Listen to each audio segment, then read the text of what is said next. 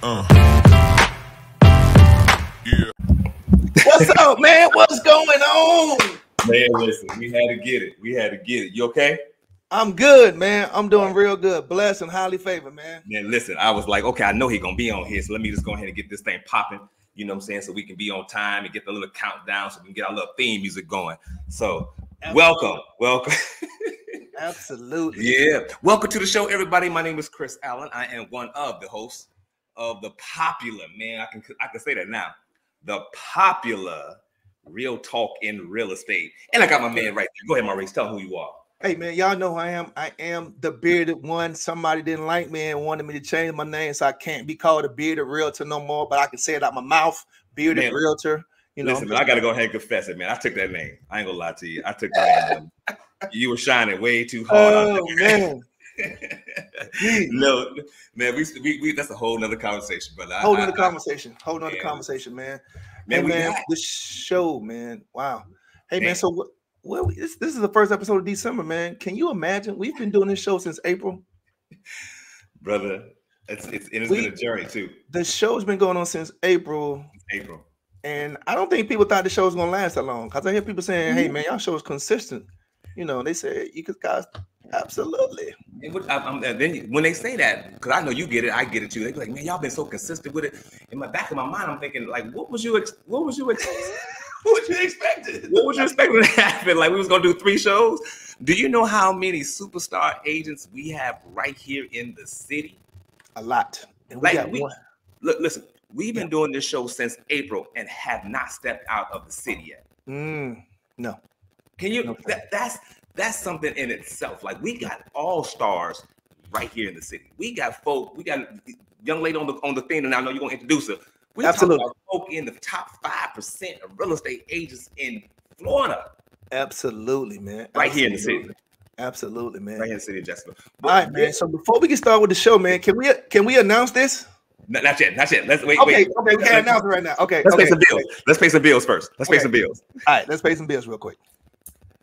Hi, I'm Linda Garcia with Mortgages by Linda. We have over 21 years of experience in the mortgage industry, and we work with 15 different wholesale lenders to get you the lowest interest rates. We provide excellent customer service and look forward to helping you with your mortgage. Hey, that's our preferred partner, Miss Linda Garcia. Mortgages by Linda. You can reach her at 1-877-TEAM-MBL for mortgage needs, or reach her at mortgagesbylinda.com. So that's our preferred partner. So make sure you reach out to Linda and tell her Real Talk Real Estate Podcast sent you. Talk Real Estate. That's where you found her at.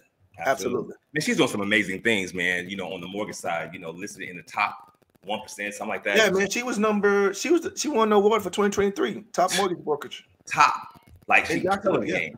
Just killing the game. So if you got questions, you need answers, you know, to some solutions, you all need to reach out to Linda Garcia. She's gonna hook you up. Tell that you heard about her right here on the show, Real Talk. Yep.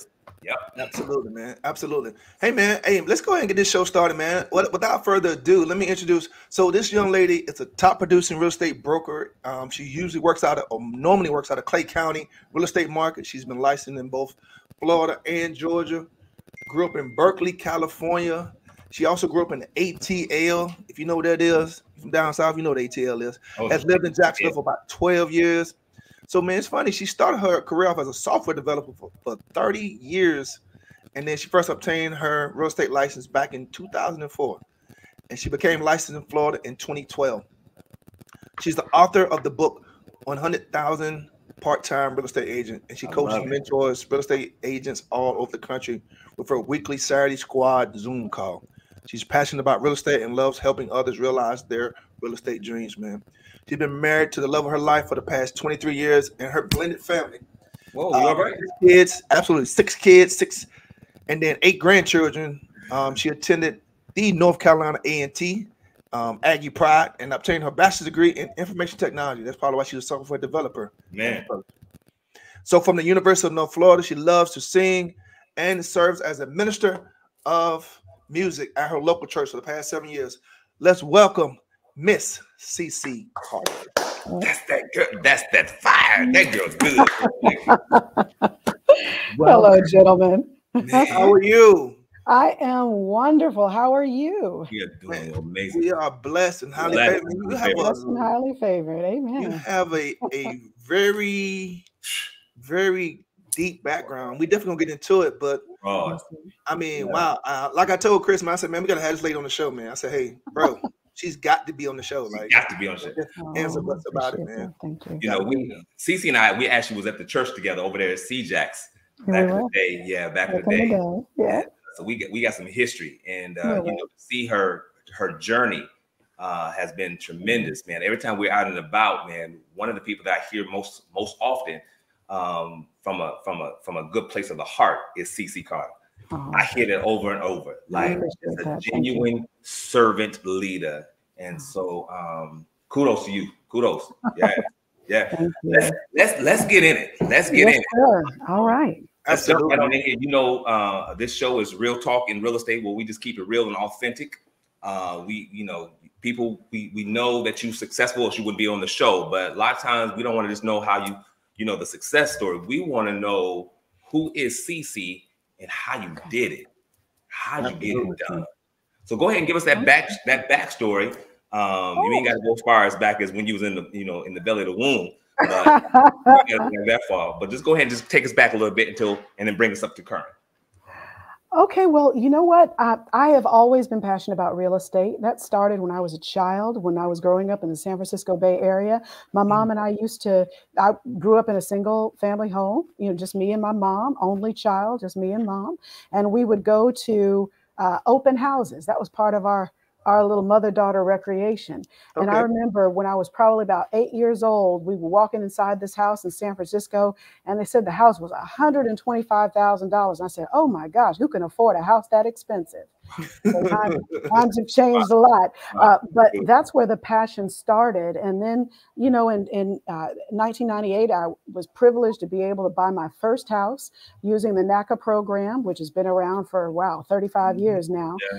And I was able to buy my first house that way. But my kids and I used to go from house to house and just pretend that we owned it.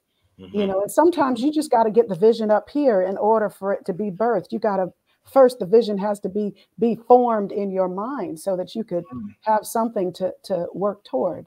And so that was the first part of it. And then I ended up getting a real estate license because I realized, you know what, I can help other people become homeowners. And so that's where that came from. Now, I still was kind of a one and done agent for the first 10 years that I was a real estate agent. But then I discovered that I could work it as a business.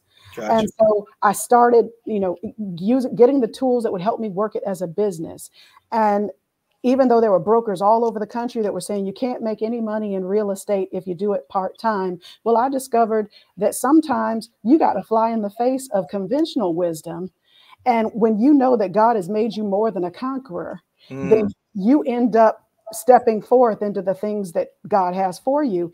And when I really started stepping into that, I started making full-time money in real estate. And that kind of culminated in 2020, where I wrote the book, The $100,000 Part-Time Real Estate Agent, because brokers were sending me people who said, well, I'm dual career. Can I make any money? Well, you know, you need to talk to Cici Carter, because I was making six figures in real estate, dual career. And it got to the point where I was making more on my quote side hustle than I was making on my full-time software engineering job. And so I was able to quit that in April of 2021. And I haven't looked back since. I love being a business owner. I love employing others. I love coaching other agents and showing them what's possible. Sometimes it's about representation. People have to see me doing it so that they know it's possible. And so when they see me do it, look, I'm not the $100,000 real estate agent. I'm a $250,000 real estate agent. And I'm looking forward to becoming the millionaire real estate agent, because that is coming. Absolutely. Absolutely. So now tell us real quick. So how do we go from software development with mom doing open houses to being a software developer to actually going back to real estate? How did that process happen? Well, that is so funny, because you know, I had to get my high school transcript some years ago, and I saw that in 8th grade at Frederick Douglass High School in Atlanta, Georgia, I actually wrote down that what I wanted to be was a software programmer. Didn't even remember that. And sometimes, like, you write the vision and you make it plain, and you could forget what you wrote down. But I knew that was something that I was interested in. And so even without a bachelor's degree, I ended up working in that field. I was working in that field for more than 20 years before I got the degree. Wow. Because, it's like, it's possible for you to do things that other people think are impossible if you only believe. And I believed it was possible, and it became so.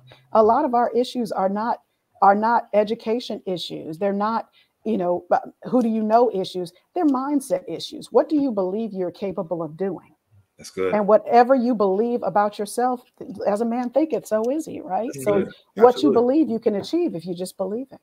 Good. Absolutely. So you were doing the software for over 20 plus years, and you said that you were doing real estate for about 10 years before you actually took it serious. What do you think it was? Because you talked about, as a man thinketh, so is he. So what do you think that mental block was, or if that stopped you 10 years prior from taking your real estate to the next level? I believed the lie that said that unless you quit your job and hop in full time, you'll never make any money. And I believed that lie. I believed that lie. And I think that just speaking from the point of view of an African-American woman, I spent a whole life with, being told, well, there are things that you got to work harder at because you're female. There are things that the man won't let you do because you're Black. There are things that, it's hard for you to break through that glass ceiling when you're a woman. All of these limitations that people will place on you, they're like chains. And if you believe the chains that are placed on you, you limit your own progress. Well, I can't really do that because, And so what I started to do is I started to seek out stories of people who've done what I want to do, who look like me. And that led me to look at, look at the people who were, for example, born in slavery, who after slavery managed to amass millions of dollars. That's and good. I said, now, if they can do it 100 years ago when they had a whole lot more adversity than I have, I know I can do this. You got to talk yourself into it sometimes. That's good. That's good. Gotcha. Do you think that if you knew what you know now? Oh my gosh. I wish if I had known in 2004 what I just learned in the past year, even. Wow. Man, I would already have a legacy for my children's children. I would already be a multimillionaire on my way to my first billion. I would already be at the point where I can give $1 million to A&T, or I can give $1 million toward Jacksonville Family Promise, who houses homeless families. I could build affordable housing. But see, that's the thing is I can learn from my past, but as of now, I can control my future by changing what I do today. That's good. That's good. That's good. Maurice, you have a question? No, so I was going to ask. I mean, so you've been in the business a very long time, and you've seen the mindset of a lot of agents because you coach a lot of agents. Yeah. Where, like, you were able to get over the hump and really see the business for what it actually is. So what are you kind of maybe instilling in them as you're coaching them, for one, and then for two, why do we have such a scarcity mindset? That's good. That's good. That's good, Mark. What I try to teach them, really, I'm focused on mindset because that controls everything. My mother is a retired educator. She retired with Atlanta Public Schools. And she used to tell me about my children, about raising my children. She said, children will live up to or down to your expectations. And I feel that way about us as individuals. We live up to or down to our own expectations of ourselves. And like, if you grew up in a household where some kids, unfortunately, grow up in a household where they have mothers who tell them, oh, you're not going to be anything. You're just no good, like you're no good daddy. Or they tell you that you're not going to be anything. You hear that. And the more you hear it, the more you believe it. And so what we do on that Saturday call is we do our affirmations. I am a millionaire real estate agent. I provide excellent customer service. I am worthy of great success. I am. The two most powerful words in the English language, because you become whatever the word is after the I am.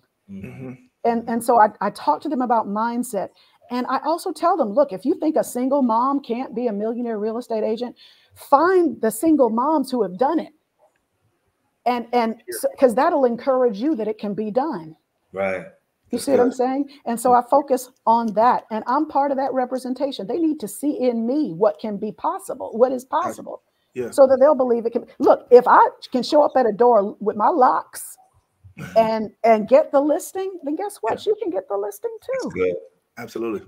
Cici, you have, Maurice, I want to go. No, go ahead. You have a tremendous self-talk, spirituality about you that just exudes in the confidence. Where did that come from? Like, where did that come from, and how long did you have it? Okay. Well, now see, that's going to take a little bit of unpacking here. Let's do it. Because I think the way I grew up, like when you grow up the child of an educator, nothing you do is ever good enough. I'm going to tell you that. So you come home with 5 A's and a B, and it's not, oh my gosh, you got 5 A's. It's, wait, what is this B? Where do you get this B from? Or you come home with all A's, but a C in conduct. Oh my gosh, any idiot can keep quiet in class. You see what I'm saying? So there was always that not being good enough. And then when you already feeling like you got low self-esteem, then you end up, that affects who you select as a mate. So my first husband was someone I selected out of a low self-esteem, and he continued with what I was used to. He continued, as a matter of fact, he made it. He expounded on it, where, oh my gosh, you're so dingy. Who's going to ever want you? You can leave if you want. Who's going to want you? Look at you. Why would anyone want? And that's what you hear for the next 10 years. And I ended up somehow getting the courage to leave that. It took my husband now probably 10 to 13 years to talk me out of the low self-esteem that I had. Like he would just, I remember one time he was just sitting and he was staring at me. And immediately I was like, well, yeah, I know I didn't do anything with my hair. Or you know what, I got it. I do know I have to change clothes. I know this is wrinkled. He's like, what are you talking about? I just like to look at you. That's good. You see, and just changing my mindset. I know I'm beautiful because I have someone who tells me I'm beautiful every day. And so now when I look in the mirror, I can tell myself, you are beautiful. You're intelligent. You are worthwhile.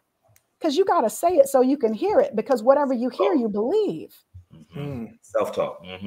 You got to. People say it's like, you know, I don't believe in that mumbo jumbo. It makes do you know scientists have said that it takes 10 positive affirmations to cancel out one negative affirmation?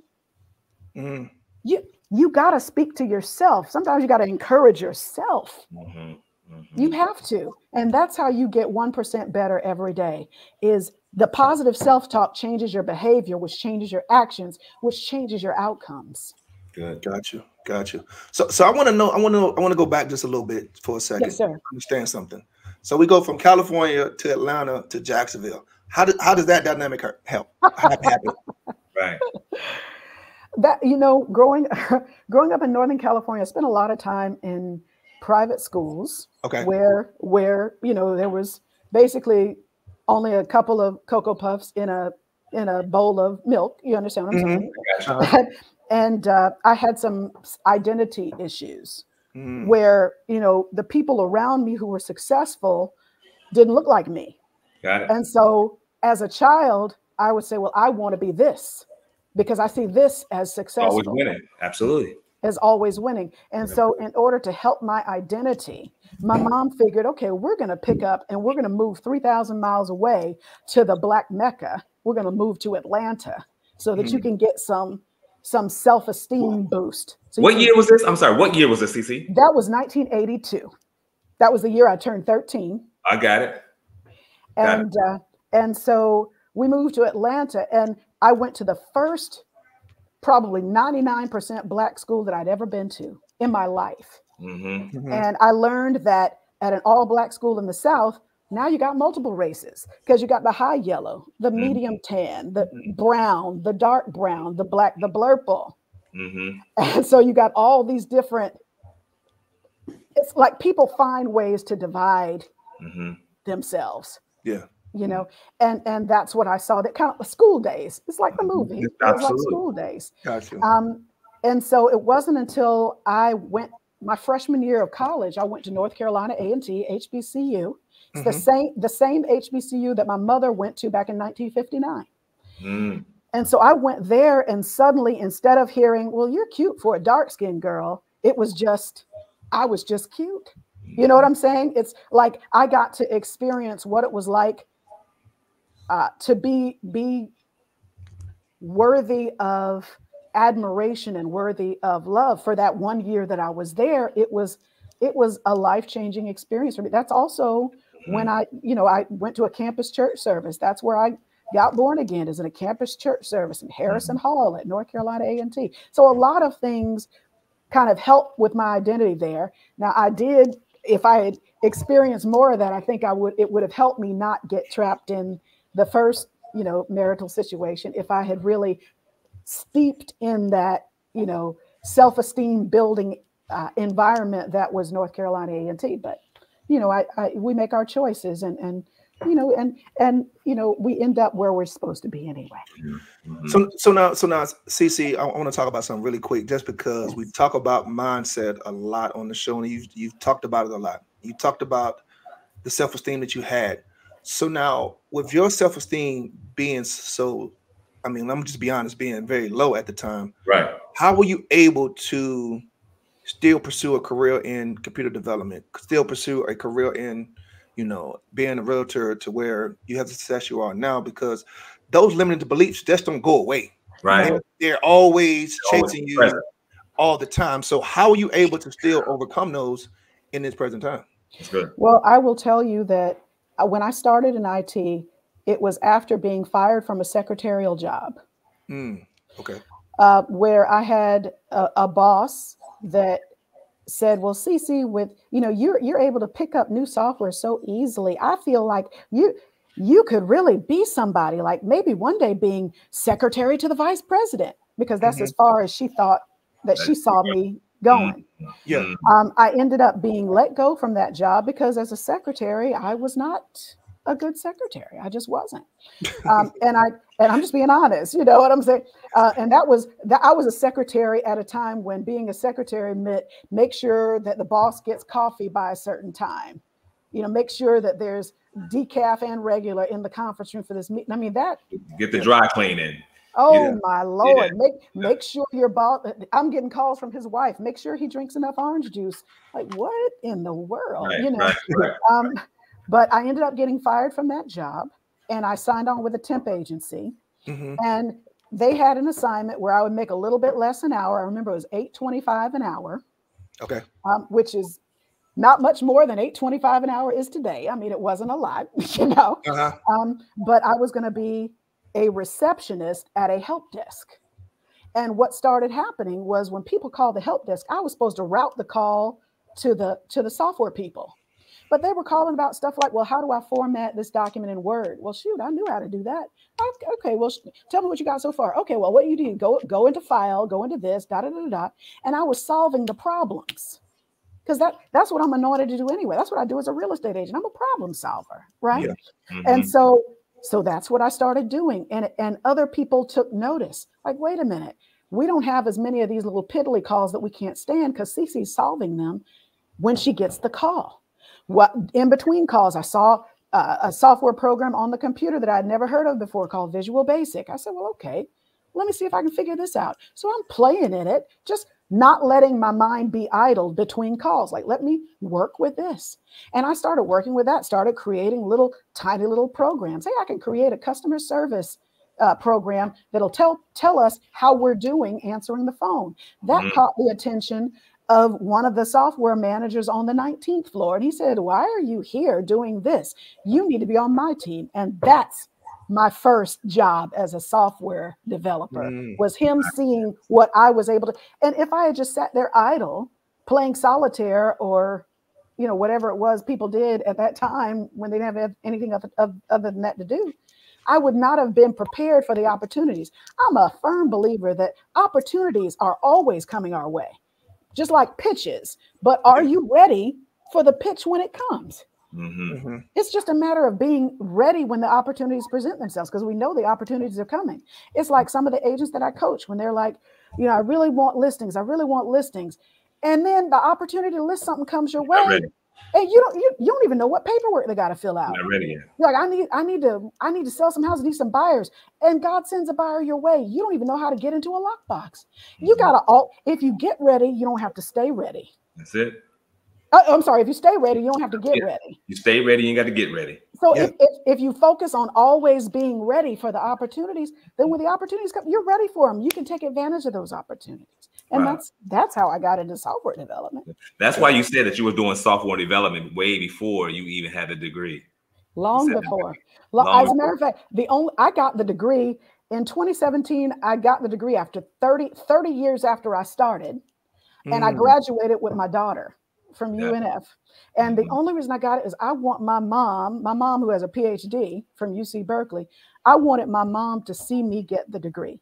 I didn't make any more money because of the degree. People just assumed I had it. I didn't perpetrate, but they assumed I already had it. And so I got the degree because it was something I wanted to do. And I'm reminded of Steven Spielberg going back to UCLA in the early 2000s to get his degree. Well, okay, what is anybody in a filmmaking class? What is the professor going to teach? Steven Spielberg. But he got it because he said he wanted his mom to see him get it. That's good. It was important to me personally. That's good. That's good.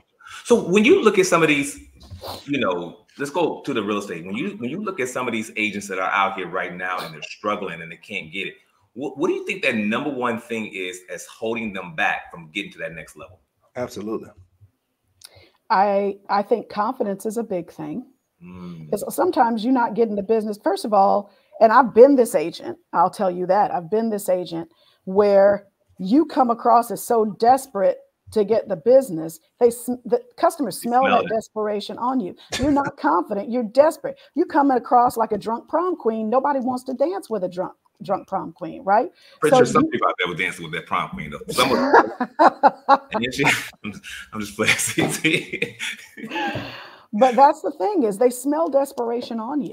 And I couldn't get any business when I was coming across as desperate, which is one of the reasons why I don't advocate that a new agent just who has a full-time, every 2 weeks I get a paycheck kind of job. I don't advocate that person just quit everything cold turkey and jump right into real estate. You need to use your job as your stream of income that helps you fund your business. That's good. See.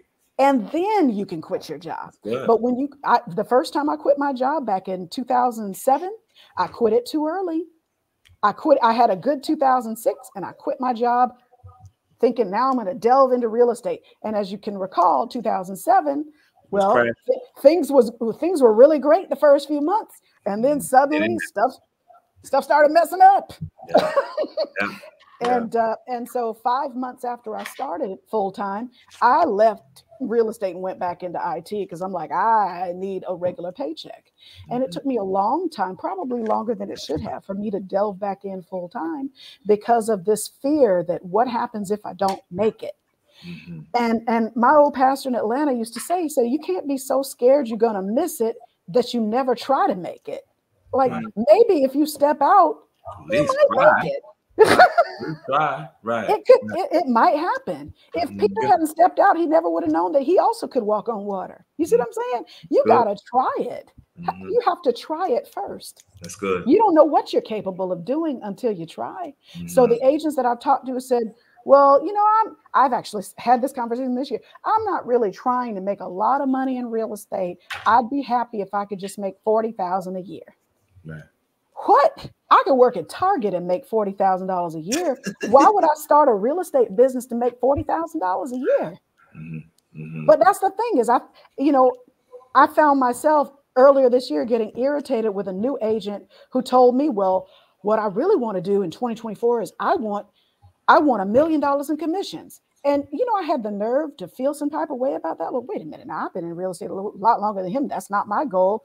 But then it occurred to me later, I'm not mad at him because his goal is too big. I'm mad at myself because mine is too small. There you go. It takes just as much effort to dream big as it is to dream small. That is correct. just dreaming. That's good. See, that's good. So you talk about the agents that, you don't advise them to go and quit their job right away. What do you think that Why do you think that most of these agents feel like they have to quit their job? I know why, because there are brokers who are telling them that's what they need to do. And you know, and I'm careful with this now, because like I also have a broker's license. So I mean, I understand, but I think that advice is from last century. And I just don't believe that applies today. I don't believe that you need to quit the job, that you could use your paychecks. And that's what I did. I used my paychecks to help market the listings that I got. I used my paychecks to take potential buyers out to lunch and dinner and wine them and dine them and get their business. If you treat it like a stream of income, and even when you go online, if you go online and you, for a long time, if you Googled, you know, questions to ask a real estate agent before I hire them, one of the things they tell you to ask is ask them if they're a full-time agent. Yeah. That's a stupid question, because I personally know real estate agents who call themselves full-time. They're selling 2 houses a year. They're full-time soccer moms. They're retired full-time. They're not full-time real estate agents.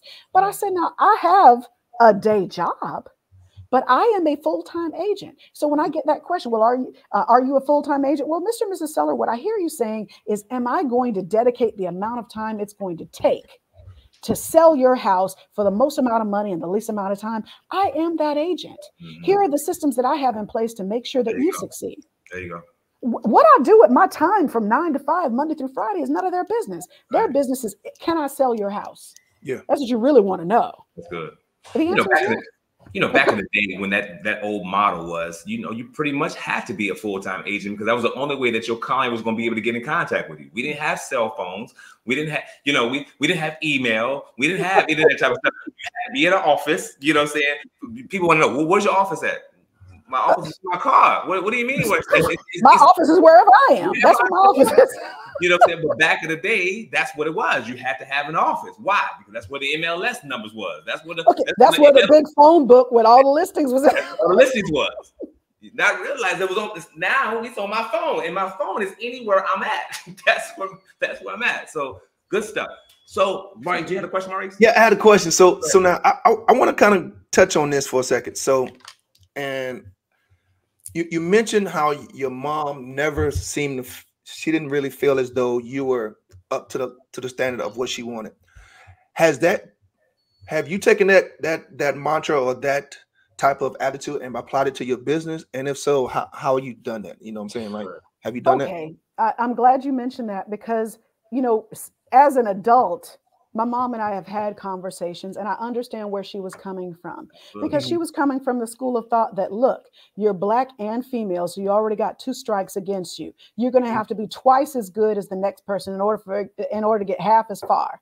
You see what I'm saying? So it's like what she was attempting to do was instill in me some grit so that I would fight harder. And my mother was the daughter of a sharecropper. She had to be out in the field from can't see to can't see out in North Carolina. And, her mother had an 8th grade education. Her father had a 6th grade education, not because they didn't value education, but because when they were growing up, that's as far as the Negro school went, was 6th or 8th grade. And so my mom, she tells the story about how when she was in school in the country, even though she stayed out of the school for half the school year, she still managed to graduate valedictorian of her class. And she said the teacher was going around when they were about to graduate and said, what do you want to do after you graduate? What do you want to do? And they got to the person who was second in her class, and she said, well, I want to go to college. Well, they got to mom, who was first in her class, and mom said, I want to go to college. And everyone in the classroom laughed, including the teacher, because they knew how dirt poor mom and her family were. Like, okay, you're too poor to go to college. But mom, because she had grit, she found who she needed to contact. She contacted those people, helped her get into North Carolina A&T, helped her get the scholarship money. And she went to college despite she was the first in her family to go to college, despite all of the odds. And the year after she graduated, half of the next class went to college, because they said, now, if she can go, I know I can go. They got to see somebody do the impossible, and then they see that it is possible. You see what I'm saying? And so she was my model. She was my model for what was possible. Because anytime she encountered adversity, all the while I was growing up, anytime she encountered adversity, she came at it and she attacked it. You know, so like I've heard the expression, she was my mentor, my tormentor. Well, okay, that's kind of how it was. Because growing up as her child, always having to be the best, always having to have the best grades, always have everything had to be better than everyone else. That's a hard way to grow up. Right. But at the same time, as a parent and grandparent now, okay, I understand what she was trying to do. And we all are only as good as the skills in our own toolbox. And that's what she had was what she had. She gave me what she had. But now my understanding is more complete about what she was doing. So that's what I use in my business is like, if somebody says no, all I got to do is find the yes. I'm just looking for the yes. There's got to be a yes in here somewhere. And because I believe the yes is there, I keep pressing for it until I get the yes. And I'll give you an example of not real estate where this came in handy. When my mother had a heart attack in 2020, and I drove up there to see her. This was during COVID. They were saying I couldn't go visit her because there was COVID. I couldn't go to her room to see her in the hospital. And I got a no. And so I went to the next person. I drove all night to get here. I'm an only child. My mom is here. I need to see her. I need to be with her. Well, it's really not allowed, but let me go and ask this person.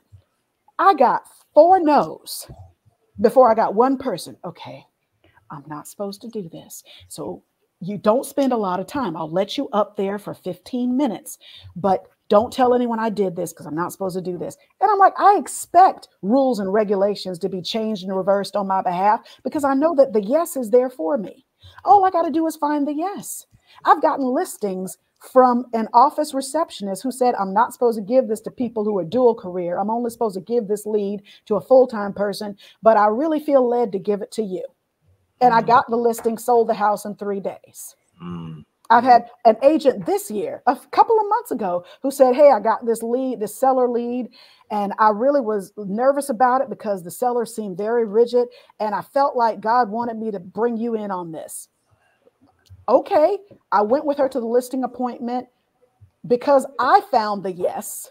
She was about to leave. I found the yes. I got us the listing. We closed. We split the commission. It was amazing. And these people, by the end of it, they loved us because I always find the yes. The yes is there. People just need to learn not to keep taking the no for, like, you would take no and we walk away.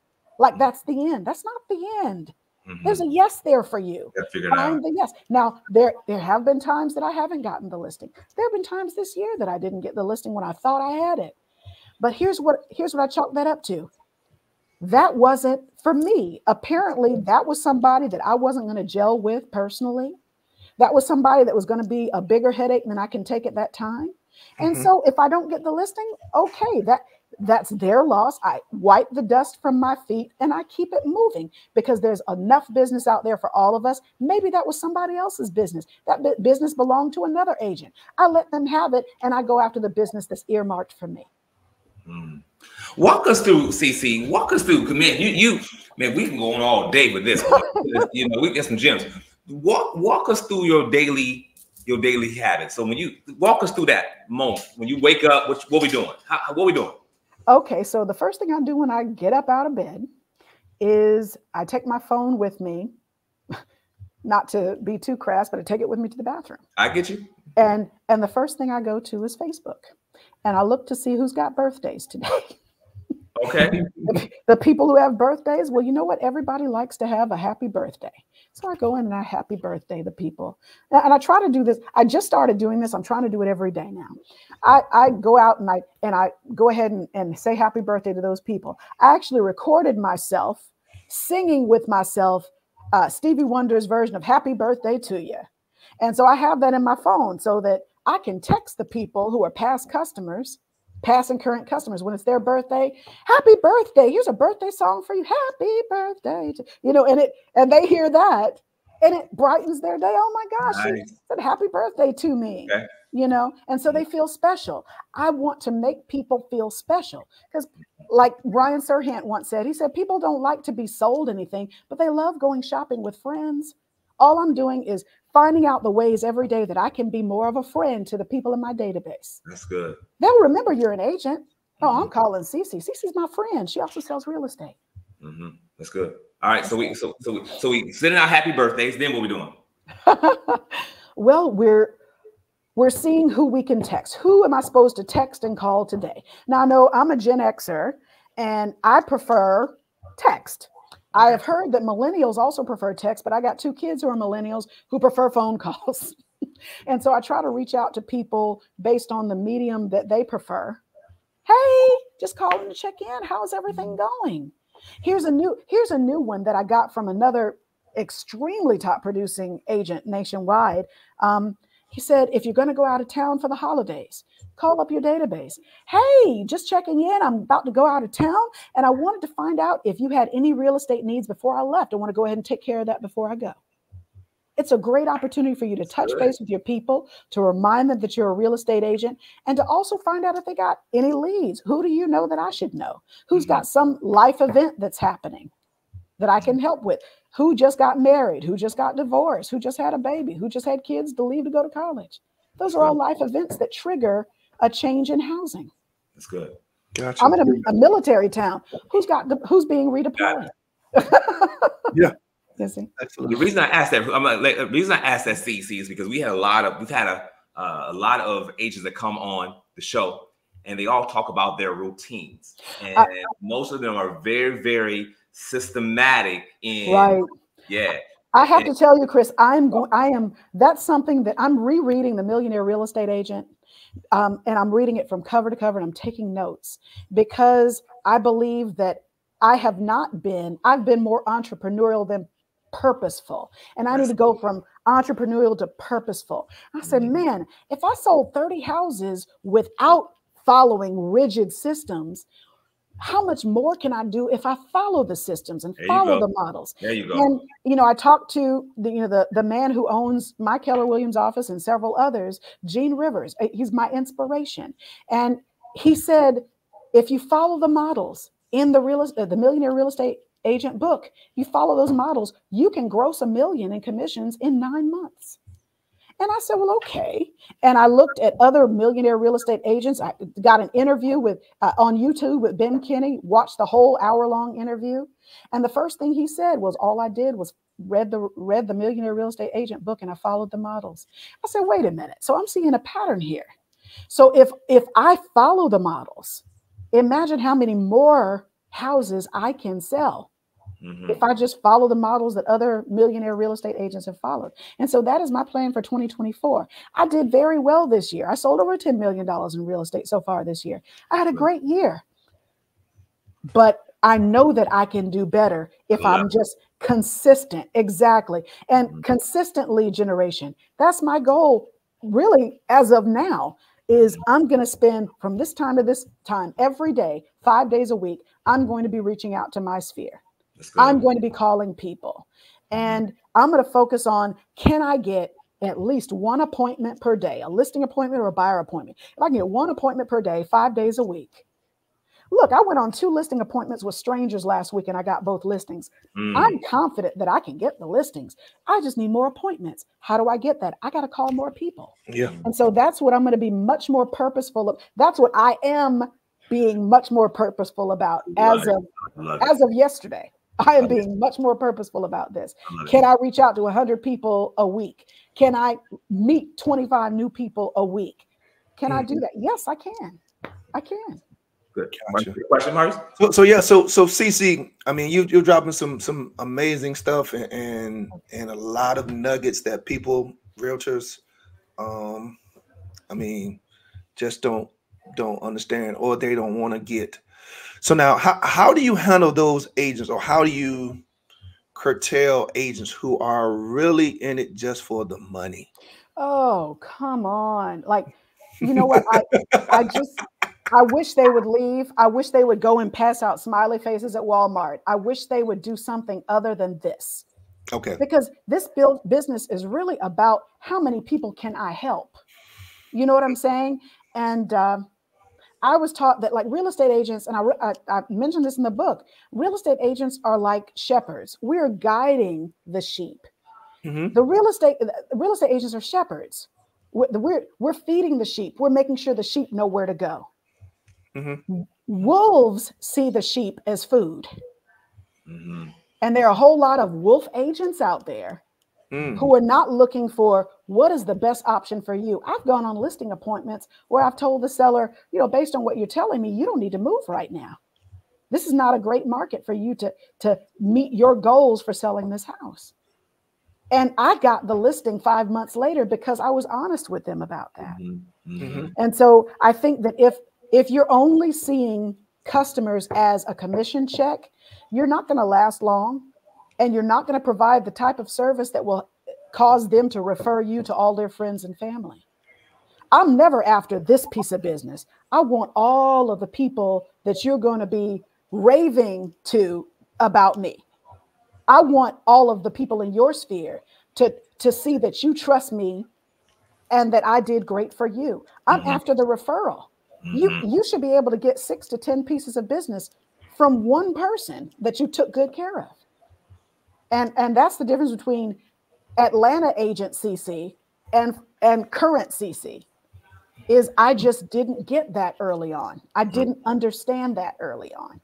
And I was never focused on all the people that this person can refer to me. And you don't get those kind of referrals that people know when you only look at them as a commission check. They pick it up.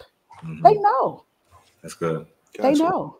So now, Cici, I know you got a question, Chris, but I want to know. So, one, what are the goals for Cici for 2024?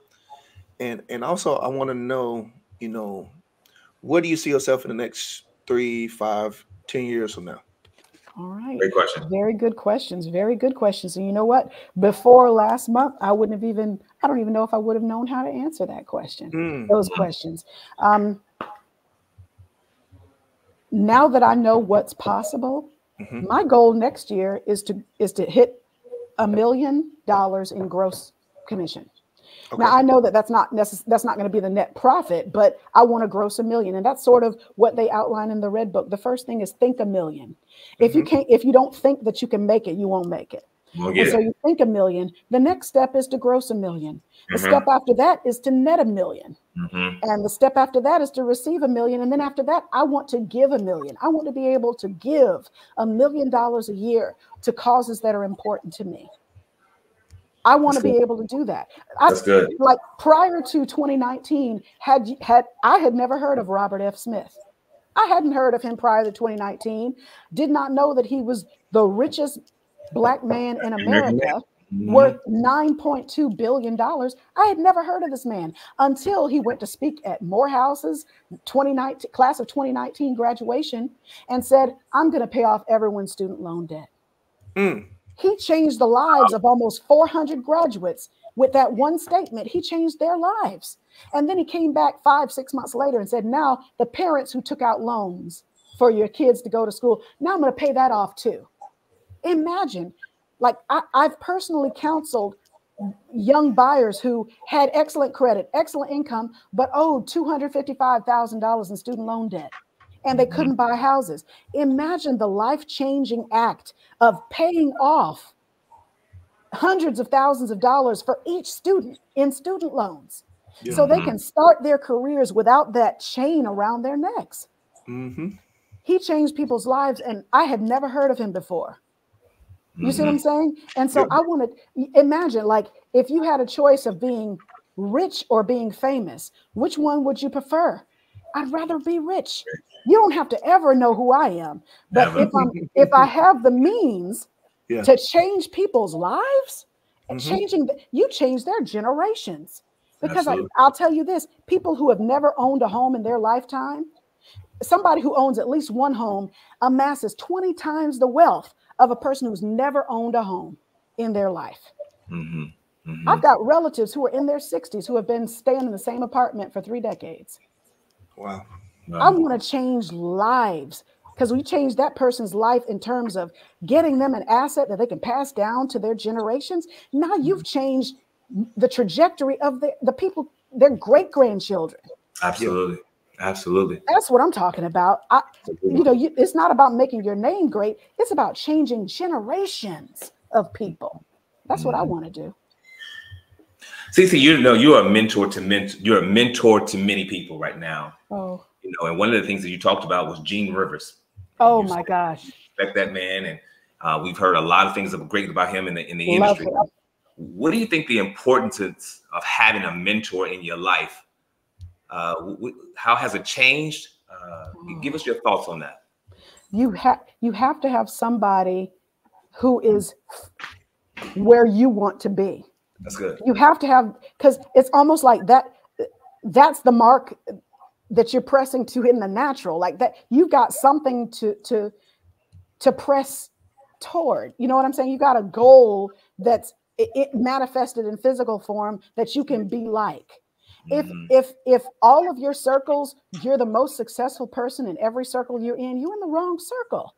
You're in the wrong circle because you might be helping. You think you're helping bring the other people in your circle up, but really, if your circle is that large and you're the smartest one, the most successful, that could be a weight to bring you down. You have to have some circles. Yes, I'm supposed to be the one that helps them come up, but that ought to be like, that's the minority of the circles you need to be in. Yeah. You're helping them come up, but you need other circles that you're part of that will help bring you up higher. Because if you don't have that, like you can be stuck where you are and you think you're doing good. You might be doing good, but you'll never be great because you don't know that there's more that you need to be trying to get to. You don't have any models in front of you. Gotcha. Hey, so Cici, I want to ask this question. I know Chris might not like it, but I'm gonna ask it anyway. So now for your coaching and all the people you've had, what's maybe one or two things that you can be like, man, I wish I could. Why did that pet peeve that really bothers you about new agents? Because we all been new agents. Sure. So what is that one thing that you just like that makes that gray hair just like, oh my God? Yeah, exactly. What is that one or two things that happens? Well, you know what? I don't see it. I won't even say it's exclusive to new agents because I see this a lot in agents that have been around for a couple of years. Mm-hmm. Is this what I call kind of a lack of initiative?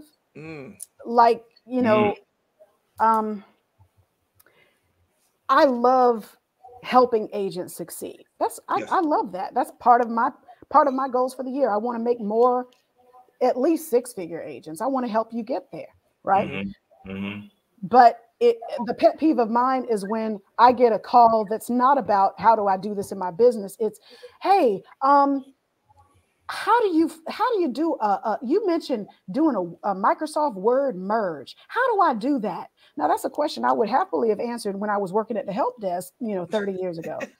But you can go on YouTube and do a 5-minute video on how to do that. Or activities. Yeah. Or if I say, you guys need to, new agents, y'all go ahead and memorize your LP Mama script, LPMAMA. Memorize that script so you know how to qualify buyers. Oh, well, how do I find out what the LP Mama script? Okay, google.com, type in LP Mama, it'll come up. As a matter of fact, my phone I said google.com and my phone started, hey, what can I help you with? It's that easy. You got to come. This phone is more powerful, probably 100 times more powerful than my first computer. So you can always get the answers to that. Or, and this happened recently on a call, on one of my Saturday Squad calls, and I don't know if that person's going to be watching. If they are, I love you. I love you. I love you. But we're going to call them out. This is real talk, baby. Let's go. But I was talking about, I mentioned that the National Association of Realtors has on their website a list of duties that real estate agents perform. I said, you need to include this in your buyer presentation packages, your listing presentation packages, so people know all of the things that you're doing for them. And here's the link to this page on NAR's site, which I gave the link, put the link in the comments. I had one person raise their hand. Thank you for the link, but can you also download a PDF and email it to us? No, because I gave you the link for you to click and click download. Why in a ham sandwich am I going to download a PDF and then go out to my mail? You see what I'm saying? It's like those little things. You gotta be willing to do something. One thing I want to ask you, Cici, I think I'm gonna kind of piggyback where Maurice is at. Would you consider that being lazy? Or yeah, let's talk about it. Yes, I would consider it being lazy. Lazy. Yes. And I'm gonna tell you, see, that's the thing is like people, here's what I found is people who say, oh, I look up to you, Cici. I want to be like you. First of all, you need to be better than me. The greater work shall you do. You need to be better than me. But the people who are like, I want to do what you did. What's the secret? What should I work on first? I'm like, well, okay, well, how many people are in your sphere? What do you mean? Okay, well, how many people do you know here in the city? Oh, I've been here 20 years. I know probably about 500 people. Okay, great. Reach out and call those people. Yeah. Okay, what else can I do though? Can I send them an email? Can I text? Have you done that yet? Right. Or if I say, hey, so reach out during the pandemic. Hey, reach out to your sphere. This is an opportunity for you to text everyone in your sphere. Just send them a text. Hey, this is a COVID check-in. Just checking to see if you're okay. Well, hey, can we just put them all like in one text so that we only have to send it once?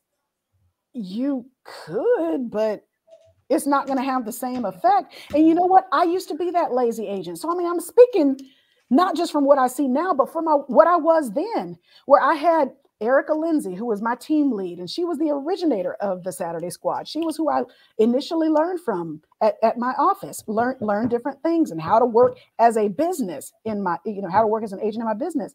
But she said, one thing that you all need to do is send a thank you note. Make it your mission to send out 20 thank you notes to anyone in your sphere, just thanking them for something that you appreciate. Oh, hey, I just wanted you to know I really love you and appreciate you, whatever. And I was the lazy agent that raised my hand. Hey, I know you said handwritten notes. Can I handwrite it and like take a picture of it and like pull it into my computer and then just like print that on like 100 cards and then just like send that out? Because it would save me so much time. And she said, you could. Would you like to do what's easy or would you like to do what's effective? Well, since you put it like that. Right. What we do is not difficult, but it does require work. Mm-hmm. You see what I'm saying? It requires work. I had I won't even say who it was, but it's a family. You can say it. We say names. I'm not going to do that. But it's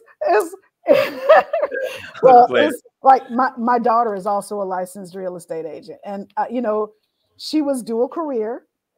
And she was telling me, Mommy, I just don't see how you did this as a dual career agent. This is a lot. Like, I don't even know, like, how do I even begin? Like, with my day job and then how to do the real estate. I said, well, okay, let's talk about it. I said, what do you got planned this weekend? Oh, my husband and I are going to Gainesville and we're going to go to this museum and that museum. And we're going to do this. We're just going to relax and just like, okay. So when you're dual career, there's no such thing as a weekend. The weekend is your work. That's when your business, that's when you build your business, is on the weekends and after you come home from work.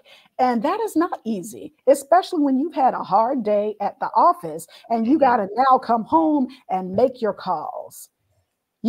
On Saturday, you got to do your open houses. Sunday, you got to follow up on the people who came to your open. You got to work.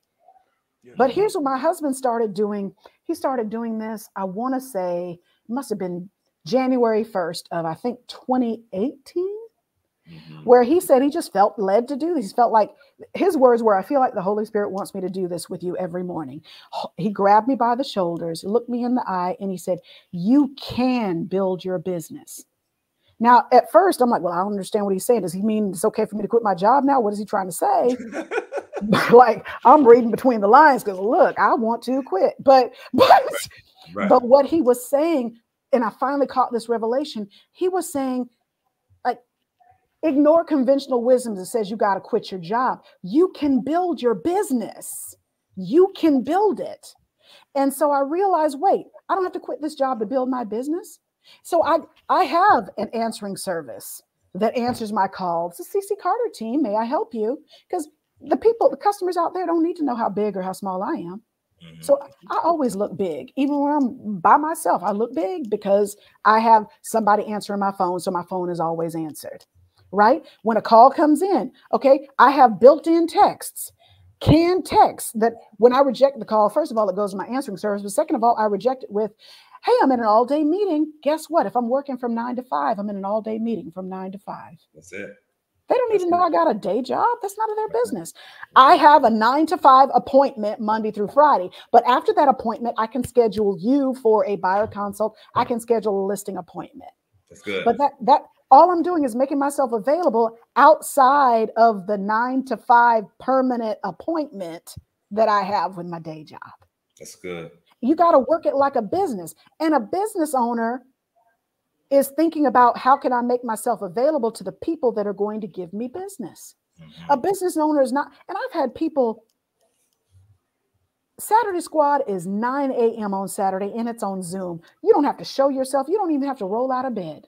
But I have had people tell me, people who come to me, oh my gosh, I just feel like I'm just not getting anywhere. I just need my business to take off. Da, da, da. I said, well, you know what? I would love to help you with that. Join my Saturday Squad call, 9 a.m. on Saturday. Oh, well, you know, that's my unwind time. You know, I'd be working all day. I just need to unwind. They don't want it. You don't want it bad enough. Not bad enough. You don't want it bad enough not to go get it. Like, this is what's going to help you get it. You know, I had one fellow who someone else told him about the Saturday Squad. And so he wanted to talk to me about it. Well, okay, so what do you talk about on the Saturday Squad? Okay, and do you talk about this? Okay, and do you talk about that? And I'm like, is he interviewing me to decide whether he should spend an hour on it? You're not gonna hurt my feelings, bro. You don't have to come. Watch cartoons and eat Cheerios. You do you. The rest of us are gonna do us on this call so we can become millionaire real estate agents. And when you're trying to figure out why you only made 3 sales last year, well, then maybe you'll join the call. It's up to you. It's good stuff. I'm offering it. You can freely get it, or you can, I don't need that. You do you. I'm not offended. I'm not offended because I'm going to help the people who come for the help. I will help. I don't have a problem with that at all. Man. Maurice, listen. Oh, it's been an hour already. It's been an hour. Yeah. I can talk about real estate all day. I'm passionate. I love this subject. You dropped major gems and jewels, and this is impactful, man. We could probably go another hour talking. Real talk. But as always, we always allow our guests to have the final thoughts to the show. Go ahead, Cici. Did you have something, Maurice? Are you good? No. Go ahead, Cici. The floor is yours. Do your thing. Go ahead, Cici. The floor is yours. Go ahead and give us some departing words of wisdoms. Anything that you would like to share to the people that's listening to this particular show. Go ahead. The floor is yours. All right. Well, something that I truly firmly believe, and that's mentioned over and over again in this book called How to Win Friends and Influence People. Over and over again, I can do all things through Christ who strengthens me. I can. And even if you don't believe in the Christ part, you can do whatever you put your mind to. The most powerful words in the English language, just learned this in bold class at Keller Williams here. 2 most powerful words, I am. And you become whatever you put after the I am. If you say, I am tired, you're going to be more tired.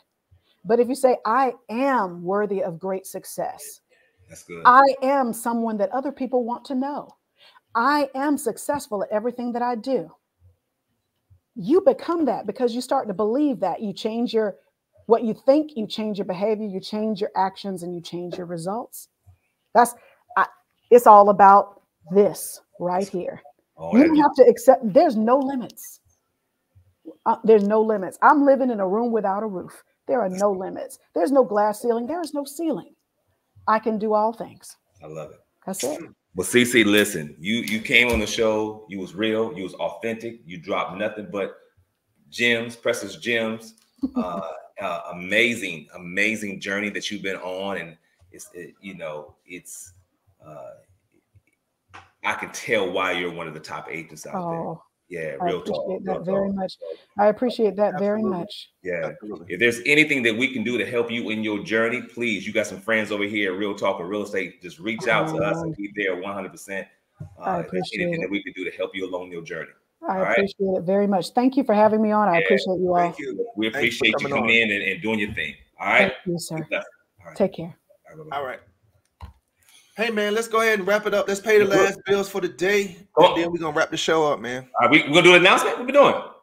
Yeah, we're going to do it now. No? You said no. You said no, I was just saying that in the beginning, but we're going to do it now. Oh, okay. Let's pay the bills first. Let's pay the bills first. Hi, I'm Linda Garcia with Mortgages by Linda. We have over 21 years of experience in the mortgage industry, and we work with 15 different wholesale lenders to get you the lowest interest rates. We provide excellent customer service and look forward to helping you with your mortgage. All right, so that's Miss Linda Garcia at mortgagesbylinda.com and 1877 Team MBL. Hey, so let's get to this, man. You got this big announcement. I'm gonna go ahead. We have this big announcement. I'm gonna go ahead and put it out there. Let's go ahead and see what we got. So what we got is Real Talk and Real Estate cruise coming up next year. Coming, y'all. It's coming. We got this cruise. We are so excited. We finalized, and we got a couple of little things that we're just finalizing, but we are set for the official Real Talk and Real Estate cruise. First annual cruise, y'all. Well, we're gonna have some. It's open to the real estate agents. This is real estate related. We have guest speakers that's gonna be on the show. That's gonna be on the cruise. That's gonna be dropping nothing but knowledge to you guys. Absolutely. But it's official. So the cruise is actually gonna be June the 7th through the 10th. Okay. So right now we're gonna put it out there, and then we're gonna officially launch it. Where we're gonna be accepting deposits and everything in January. So get your money up, get your money right. We're gonna start taking deposits for the cruise starting in January. But put it out there to all your friends. Let them know, hey, there's a real estate cruise that's coming June the 7th through the 10th. And we've been talking about this for a minute, right? Yeah. Hey, man, but one thing we got to talk about, man, tell the people where we going. Like, people want to know where we going. So we got the itinerary. It's going to be a couple itineraries to the Bahamas. We got a couple spots, but we're gonna launch everything in January. In the Caribbean. That's what I'm talking about. In the Caribbean. It's gonna be nice. Yeah, man. It was a 3-4 day cruise, 7 through the 10. Hey, man, look here, man. We doing some stuff people ain't never done before, bro. Like podcast in a real live brewery. We got a real estate cruise coming up, man. Who else doing it like this? No, I ain't seen nobody do it. We gonna. I'm gonna see if we can do a show from the cruise. We're gonna do a live from the cruise. Don't. Yeah. I don't know, man, because I don't know. We gotta have some signals out there. I don't know. We're gonna do something. We're gonna figure something out. You know what I'm saying? We gotta pay a little extra. We're gonna figure something out. But I'm excited, man. We've been talking about this for a while, and it's official. So get your money right. Go ahead and just let you know that June the 7th through the 10th, it's gonna be a cruise. We're gonna start taking deposits in January. Absolutely, man. Hey, and thank y'all for watching the show. Make sure you share, like, and subscribe to our YouTube channel. I meant to say this at the beginning. Subscribe to the YouTube channel. We're growing. Yeah. The community's growing. We're dropping value, giving tons of knowledge on this show. So tune in every Tuesday night at 6 p.m. and make sure you share it with your agent friends. And so, put it out there and hashtag us Real Talk. There we go. Real Talk or Real Estate. Hashtag us. If you got us, and we're at events, y'all, go ahead and hashtag Real Talk or Real Estate. Go ahead and tag myself and Maurice and all your little posts. Not your little Absolutely. Posts, all your posts. Therefore, we want to make sure that we reshare certain stuff and make sure that you get the exposure that you're looking for. So do that. Do that for your boys. Absolutely, man. Hey, man, well, go ahead and wrap us up, man, so we can get out of here, man. Listen, great show tonight, man. Thanks to Cici. Every Tuesday night, y'all, we're gonna be right back here from 6 to 7 on Real Talk and Real Estate, where we're gonna give you the real, authentic truth on how to get this thing popping in your business, how to actually do this real estate game. All right, and you're gonna be hearing from some of the top superstars that's actually representing our industry. So every Tuesday night from 6 to 7, right here on this channel, Real Talk and Real Estate. I'm Chris Allen. I got my man Maurice. Don't talk about it, be about it. We out. Peace.